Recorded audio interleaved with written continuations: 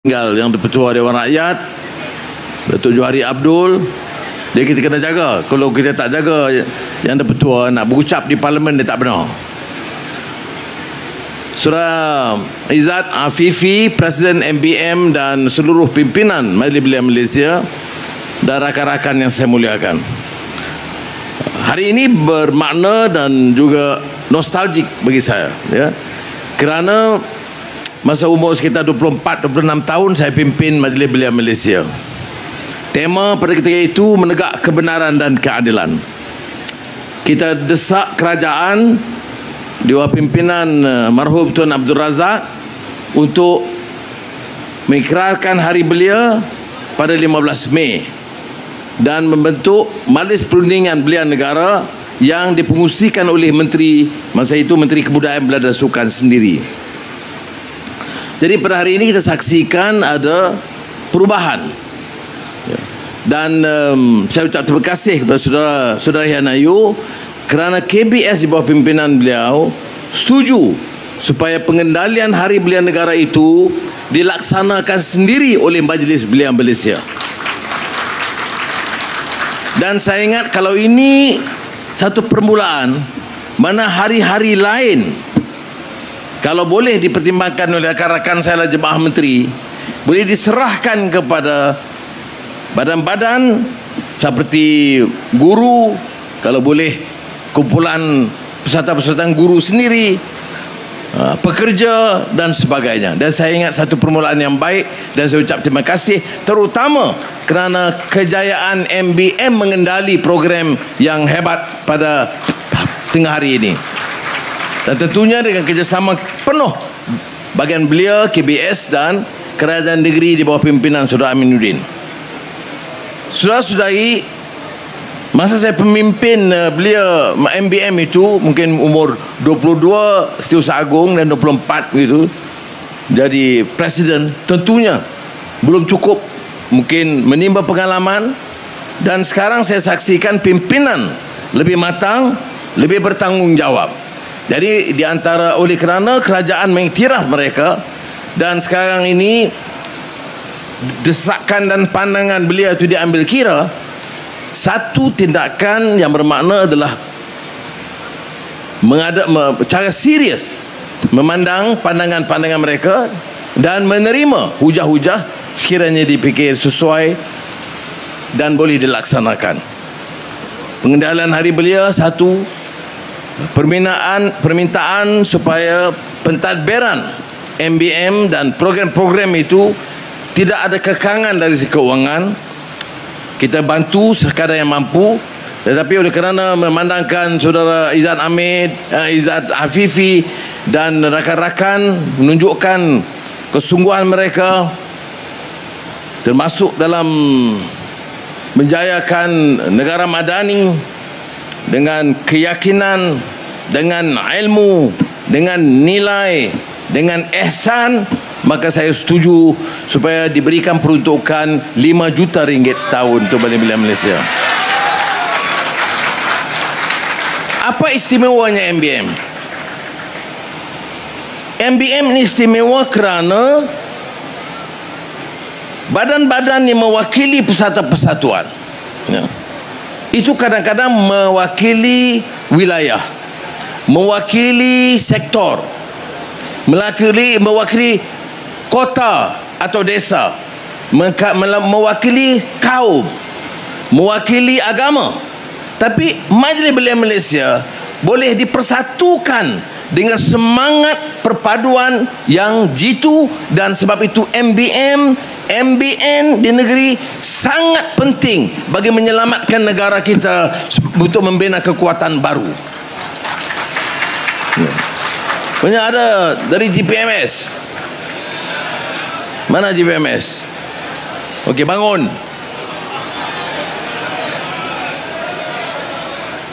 Saya tengok di luar tadi ramai dari GPMS. Dari MAYC lagi. Oh, ada. Dari Belia 4B. Dari ABIM. Dari Methodist Youth Fellowship. Hindu Youth Council. Young Christian Workers, Boy Scouts, pengakap, ada pengakap? Ya, terima kasih. Saya dah jadi sebagai Perdana Menteri, wajib jadi Presiden pengakap. Itu ikut undang-undang dia.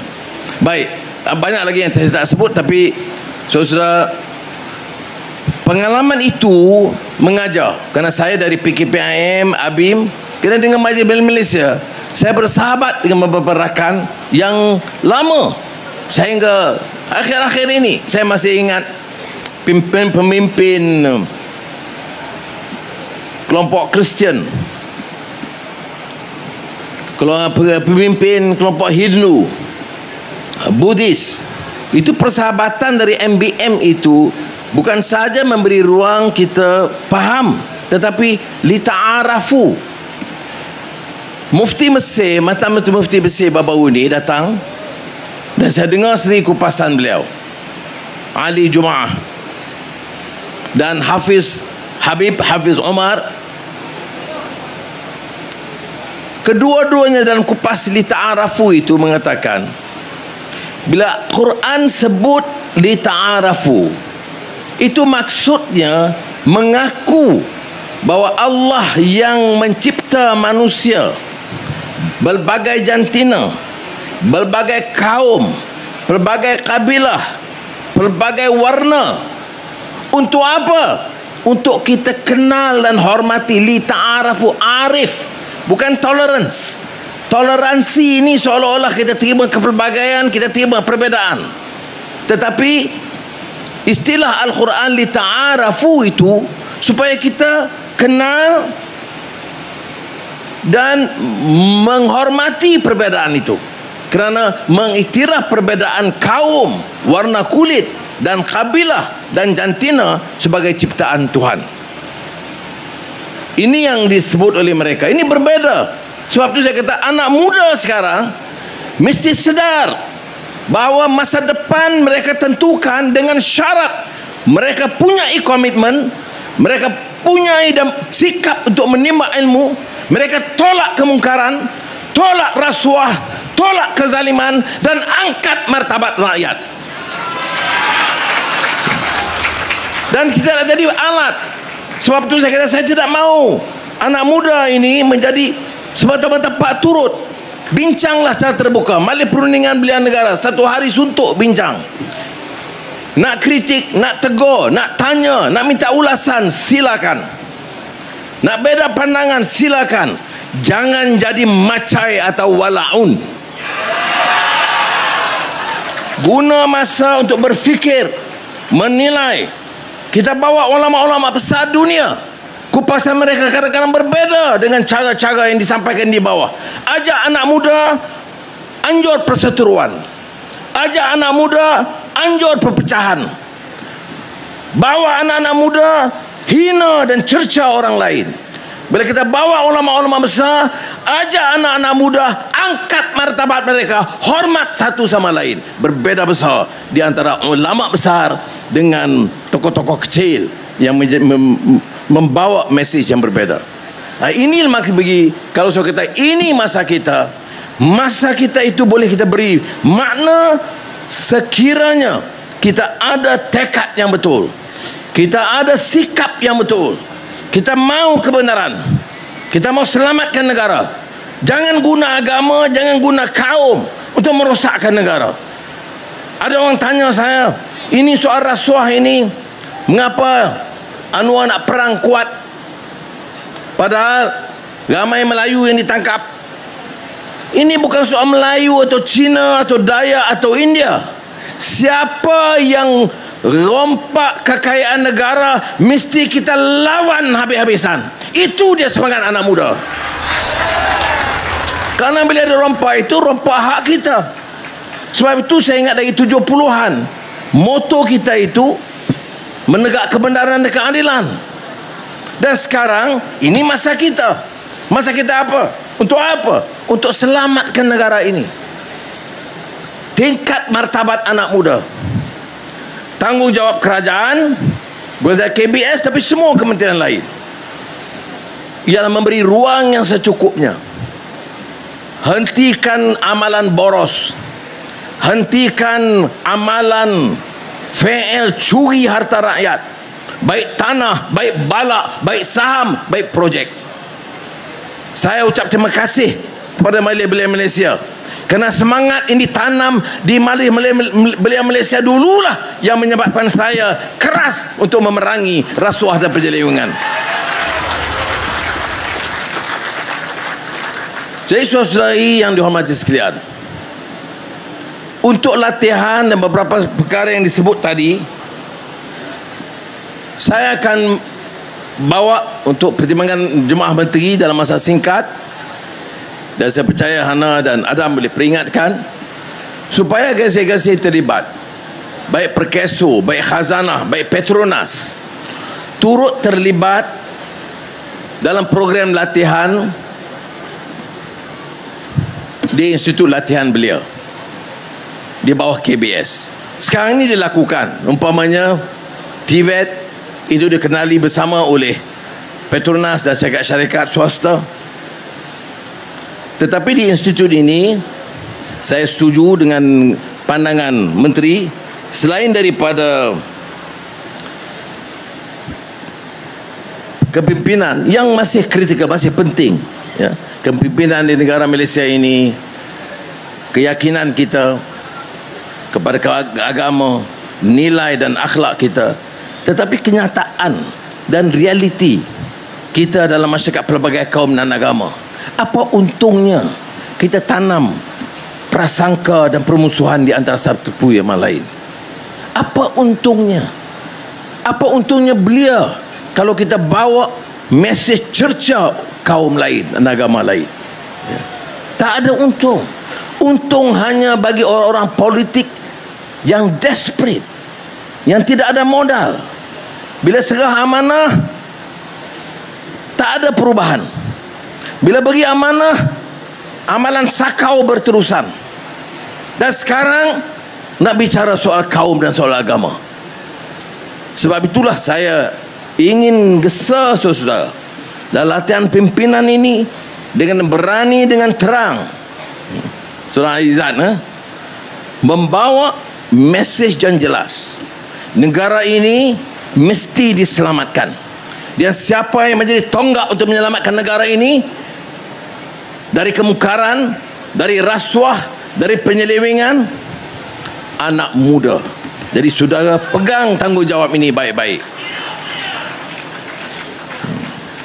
Terima kasih. Kita hidup PM, saya nak hidup belia yang penting tu. Terima kasih. Jadi ini jangan kita alpakan, kerana saya bicara tentang negara ini kerana 6 dasawarsa, 6 dekad lebih kita merdeka, masih bergelut dalam soal kaum, bergelut dalam hal-hal fitnah. Baru-baru ini fitnah soal Allah. Siapa yang tukar pendirian Raja-Raja Melayu? Tak ada. Baru ini saya menghadap Yang Tuan, Tuanku Yang Tuan Negeri Sembilan. Sebelum itu kabinet kita bincang dengan Yang di-Pertuan Agong. Sebelum itu saya menemui Tuanku Sultan Nadrin, Perak, Kelantan, Johor. Semua memperaku apa yang diputuskan oleh Raja-Raja Melayu. Keputusan kita itu dalam soal Allah tidak berbeza. Yang berbeza adalah fitnah. Dalam soal agama, sebagai ketua agama Majlis Raja-Raja, mereka menetapkan tak usah berbalah lagi dah, kita teruskan, iaitu Allah digunakan untuk orang Islam saja di Semenanjung Tanah Melayu, tapi diberi kelonggaran di Sabah dan Sarawak. Tapi yang disebut dalam beberapa tazkirah dan ceramah di luar ialah bahawa kita telah korbankan prinsip ini. Ini sebab saya katakan anak muda harus bangkit dan bebaskan diri mereka dari diperalatkan oleh penunggang agama dan pelampau kaum. Boleh begitu? Kalau boleh saudara, setiap isu dibahaskan dengan baik. Dan saya percaya dalam Majlis Perunding Belia Negara, selain daripada bincang soal ekonomi, pekerjaan, hubungan dengan kemudahan dalam perkeso yang sedang dirombak, beberapa kemudahan lain, bincang juga isu-isu pokok yang menyentuh masa depan belia dan masa depan negara kita.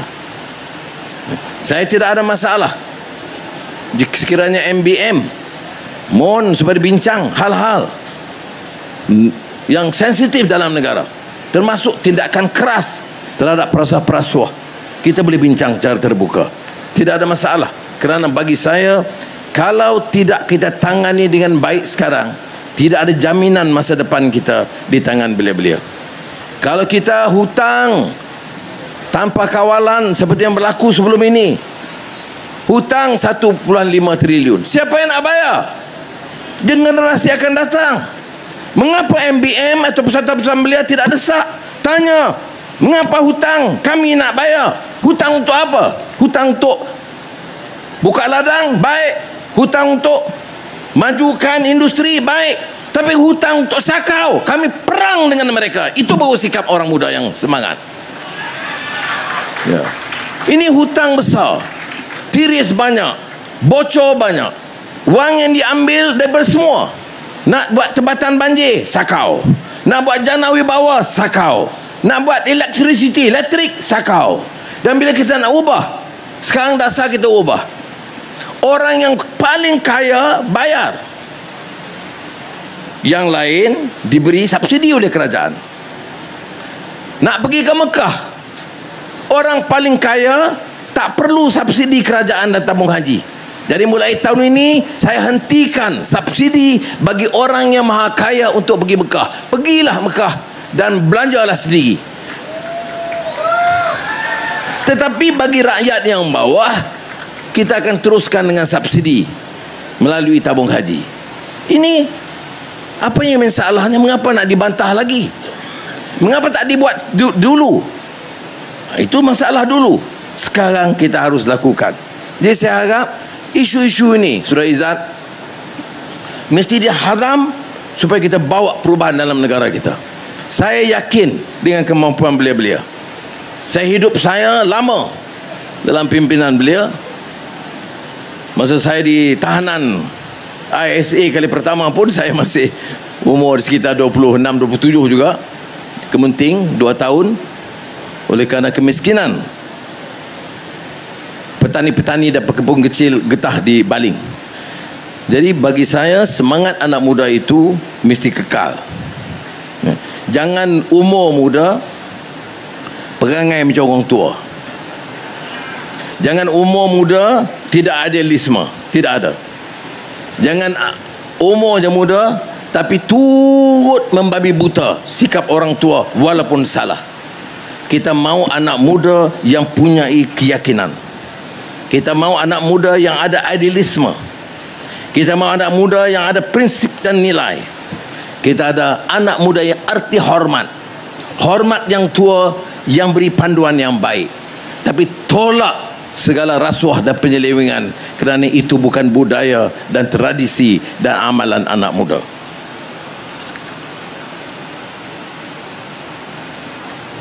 Dah 5 juta dah dapat, cukup lah Izzat. Ada. Sudah. Dan ini termasuk hal-hal lain seperti saya sebut, training macam Hana sebut rakan muda, itu melibatkan juga syarikat-syarikat swasta yang boleh menampung sebahagian daripada kos penganjuran. Kalau tidak, kita buat program yang banyak kita belanja, kesannya tidak ada. Kita kena hentikan amalan. Begitu juga tentang OKU yang menjadi dasar kita, supaya apa saja program, jangan kita tinggalkan kelompok ini, kerana kelompok ini memerlukan pembebasan dan keadilan. Kemudian isu yang disebut oleh Saudara Izzat dan Saudara Hanayo, itu isu penyertaan. Kita mau dengan belanja ini, Saudara Izzat, bagi tahu kian salam semua pimpinan MBM. Saya nak tahu laporan dalam 1 bulan ini, apa ada rancangan boleh Pertamanya, menambah keanggotaan belia-belia dalam persatuan-persatuan belia. Keduanya, memastikan penyertaan wanita di semua peringkat termasuk pimpinan MBM bermula dengan 30% minima. Ketiganya, memperhebatkan program-program ekonomi, latihan dan kebajikan termasuk kesedaran belia untuk menunaikan tanggungjawab mereka menyelamat negara ini. Yang 4 perkara ini, Saudara Izzat, MBM harus beri laporan dalam cukup 1 bulan. Kalau laporan tidak memuaskan, dari 5 juta turun 4. Tapi kalau laporan itu cukup cemerlang, dari 5 boleh tambah lagi, insya-Allah. Terima kasih. Dengan lafaz Bismillahirrahmanirrahim, saya dengan segala sukacitanya meresmikan Hari Belia Negara 2023.